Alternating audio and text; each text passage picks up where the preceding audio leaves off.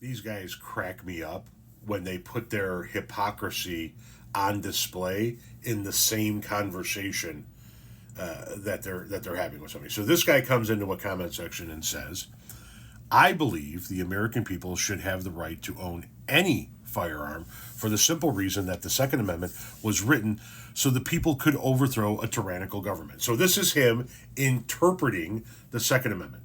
I believe. It's his belief, it's his interpretation, it's how he reads the Second Amendment. Now, the Second Amendment doesn't say anything about a tyrannical government, but that doesn't matter to this guy. That's how he views the Second Amendment. That's how he interprets it. That's his belief. Somebody says, read the fucking Constitution sometime, not the one in the Trump Bible, the real one. So he replies with, I have read the Constitution. Maybe you should read it and stop using your biased left-wing brain to interpret what you think it means. Instead, read it for what it says. My guy, you start out by telling us what your belief and your interpretation of it is, and then tell somebody else to stop using their biased brain to interpret what they think it means, but instead read it for what it says? You should try that, Puddin'.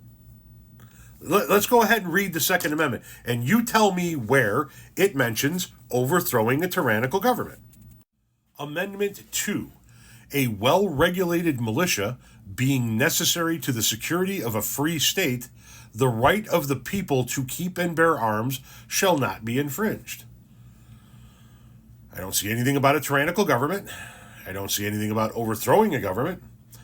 I see something about a well-regulated militia, and that well-regulated militia being necessary for the security of a free state. So maybe you should stop using your right-wing biased brain to interpret what it says and read it for what it actually says. I mean, that's what you told somebody else to do, right? In other words, take your own fucking advice, champ.